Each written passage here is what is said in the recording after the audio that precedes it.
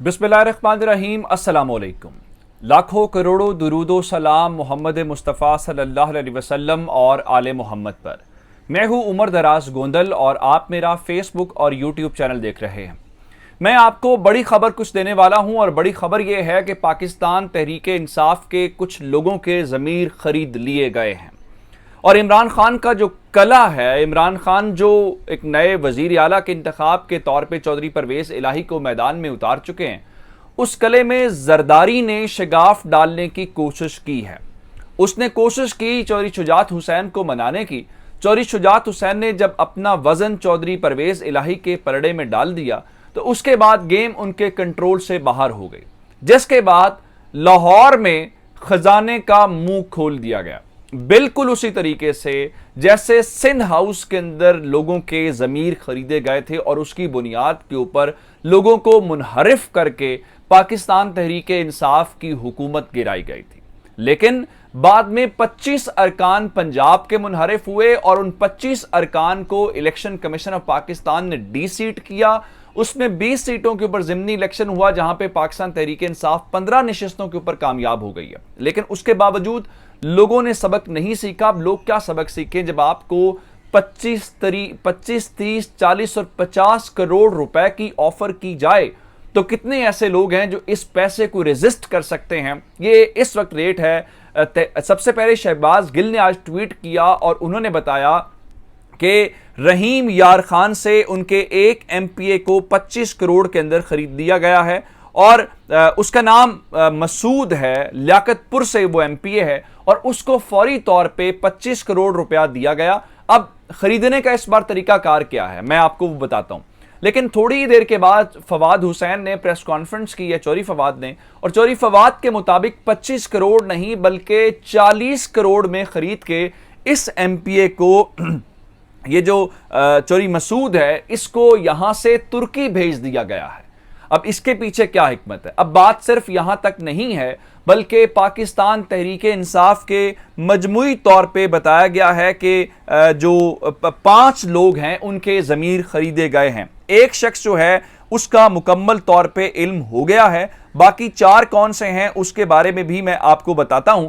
लेकिन 3 ऐसे लोग हैं जो खुद से ये मान गए हैं, बल्कि 4 ऐसे लोग हैं जो खुद से मान गए हैं कि उनको पैसों की ऑफर की गई है, लेकिन उन्होंने पैसे लेने से इनकार कर दिया है और इनकार करने के बाद अब उन्होंने अदालत के रूबरू अपना मौकिफ रख दिया है। क्योंकि सुप्रीम कोर्ट जो है 3 एमपीएस के अंदर जिन्होंने बताया है उनमें गजनफर अली चीमा है, सरदार शहाबुद्दीन मुजफ्फर हैं। इन्होंने अदालत के सामने यानी सुप्रीम कोर्ट के सामने अपना बयान हल्फी जमा करवा दिया है। उस बयान हल्फी के अंदर वो ये बता रहे हैं कि पंजाब के वजीर दाखिला अता तारड़ ने उन्हें फोन करके कहा है कि हम 25 से 30 करोड़ रुपए पर एमपीए देने को तैयार हैं। अब मुझे ये बताइए कि ये कौन से वो लोग हैं। अब अच्छा, ये जो मैंने अभी आपको नाम बताए हैं सिर्फ चौधरी मसूद इनमें से बिकने वालों में शामिल है, बाकी जो नाम है उनको ऑफर्स की जा रही हैं लेकिन वो बिके नहीं है। लेकिन इस सारी सूरत हाल के दौरान अब मामला है क्या, ये काम किया क्या जा रहा है, और ये सारे का सारा इल्जाम आसिफ अली जरदारी के ऊपर है। चौधरी परवेज इलाही को हराने के लिए उसने ऑफर भी की, चूंकि वो अब इसको अपनी जिद बना बैठा है और शेख रशीद ने कहा था जहां पे जमीरों की मंडी लगेगी आपको वहां पे आसिफ जरदारी नजर आएंगे। अब ये पैसा आया कहां से है, ये पहला सवाल तो ये है। अब ये रेट को मजीद बढ़ा रहे। इमरान खान साहब ने अब ट्वीट किया है और खान साहब ने इससे और मजीद पैसे बता दिए। खान साहब ने बताया है कि उनके एमपीएस को 50 करोड़ रुपए तक ऑफर की जा रही है। अच्छा, इस सारे को अब चूंकि ना आपको इलेक्शन कमीशन ऑफ पाकिस्तान यहां पे नजर आएगा, बाकी हर काम आइन और कानून के मुताबिक, ना वो सहाफी नजर आएंगे जो हर वक्त आपको आइन जमहूरियत कानून का भाषण देते हैं, ना आपको इदारे मुतहरिक होते हुए नजर आएंगे कि कैसा मुल्क है जहां पे अवाम ने एक पार्टी को मैंडेट दिया है कि आप हुकूमत बनाओ। लेकिन इस मुल्क का अशराफिया जो जरदार है यानी जरदारी खानदान और शरीफ खानदान मिलके बोरियों की सूरत में पैसे लेके फिर रहे हैं, जमीर खरीद रहे हैं। ऐसे मुल्क तरक्की करेगा, ऐसे आप आगे जाएंगे। अब इस सारी सूरत हाल के दौरान एक और तमाशा लगाया गया। मैं आपको बताऊं सारी सूरत हाल के दौरान थोड़ी सी और जरदारी की गिरफ्तारी और सुप्रीम कोर्ट वाला मामला बताने से पहले जरा एक और खबर आप सुन लीजिए। अब इन्होंने जियो न्यूज के जरिए एक और तमाशा लगाने की कोशिश की है जी कि चिन्योट से इनके एमपीए हैं इलियास चिन्योटी।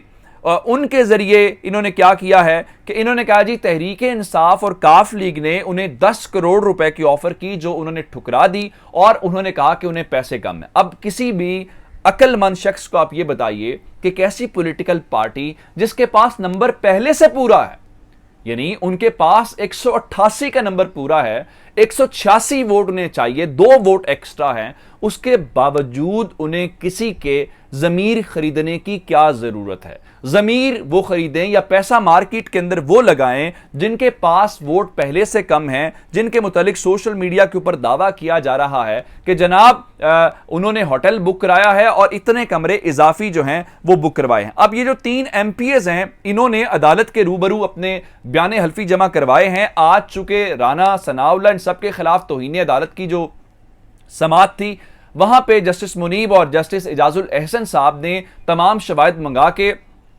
फ्रीकैन को नोटिस जारी कर दिया था। अब अदालत ने इनके खिलाफ तौहीन अदालत का केस कल लगा दिया है। अब 2 रुकनी बेंच का बड़ा इम्तिहान है।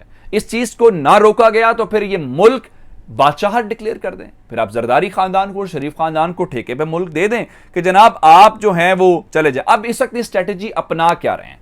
इनकी स्ट्रेटेजी ये है कि जनाब लोगों को खरीदा जाए, लोगों को खरीद के किसी को तुर्की भेज दिया जाए या किसी को यह कहा जाए आप उस दिन गायब रहें, क्योंकि इस बार ऐसा नहीं है कि आप आएं और वोट करें। तहरीक इंसाफ को हराने के लिए यही जरूरी होगा कि उनके एमपीएस गायब हो जाएं और जो मतलूबा नंबर है वो कम हो जाए और नून लीग अपने तमाम एमपीएस को लेके आ जाए तो अक्सरियत ऐवान के अंदर। अच्छा, इन अकल के अंधों को कोई ये बताए कि अगर ये काम हो भी जाए तो 1 महीने के अंदर वो फिर डिस्क्वालीफाई हो जाएंगे और आपके खिलाफ तहरीके अदम एतमाद आ जाएंगे। लेकिन उस जिद और अना को पूरा करना है और उस जिद और अना को पूरा करने के लिए चाहे मुल्क की तहस नहस हो जाए, इनको कोई फर्क नहीं पड़ता। और एक और सीट इन्होंने जो डॉज किया सिर्फ इस सारे खेल के लिए, पंजाब के अंदर इन्होंने तमाशा लगाया हुआ है और वो ये है कि PP7 कोहोटा के अंदर जहां पे पाकिस्तान तहरीके इंसाफ ने दोबारा गिनती की दरखास्त दी। पहले कहा जी दोबारा गिनती होगी, फिर कहा जी गिनती नहीं हो सकती। अब जरा सुनिए कि वो जो मुस्तरदशुदा वोट हैं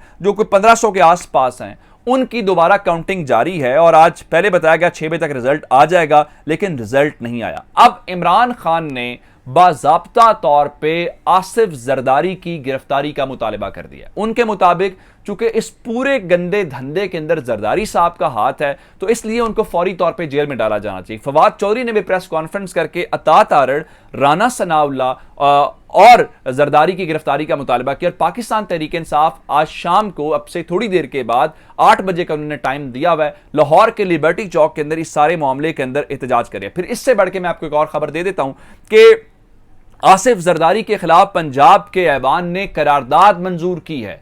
अब भी अगर इदारे मुतहरिक नहीं होंगे तो फिर कब होंगे? पंजाब असेंबली ने कहा है कि यह ऐवान आसिफ अली जरदारी की कोशिशों की मजम्मत करता है। आसिफ जरदारी अपनी दौलत से लोगों को लोटा बनाने के लिए लाहौर में मौजूद हैं। विफाक और सूबे के वज़ीर दाखिला IB यानी एजेंसी और पुलिस के जरिए दबाव डाल रहे हैं। वजीर आला के इंतखाब को सबूताज करने की कोशिशों पर तशवीश का इजहार करते हैं। लोगों को कॉल्स करके डराया और धमकाया जा रहा है। उनको कहा जा रहा है कि अगर आपने वोट दिया तो गड़बड़ हो जाएगी। लेकिन मैं आपको आखिर में सिर्फ एक बात बताना चाहता हूं और इस बात को आपने देखना है कि ये खजाने के मुंह खोलने कैसे हार चुके हैं।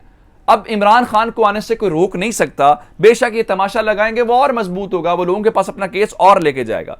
कल रात को खान साहब ने लाहौर के अंदर पार्लिमानी पार्टी को इशाया देना है और उसके अंदर सारी सूरत हाल वाजे हो जाएगी कि वहां पे कितने MPs आते हैं, कितने गायब होते हैं और वहां पे मामला होगा। भी ये सारे दोनों तरफ से घोड़े दौड़ाए जा रहे हैं। अभी 48 घंटे हैं और 48 घंटे में बहुत कुछ तब्दील हो जाता है। लेकिन तहरीक इंसाफ फिर केस जीत गई है कि ये इनके पास 2 नंबरी का पैसा ये इस्तेमाल करके इस मुल्क की मईशत के साथ खेलते हैं। ये जो आपको आइन, जमहूरियत, कानून सब कुछ कहते हैं ना, इसका हकीकत से कोई ताल्लुक नहीं है। सिर्फ भाषण देने के लिए, टीवी के लिए काफी होता है। अपना बहुत सारा ख्याल रखिएगा। खुदा हाफिज।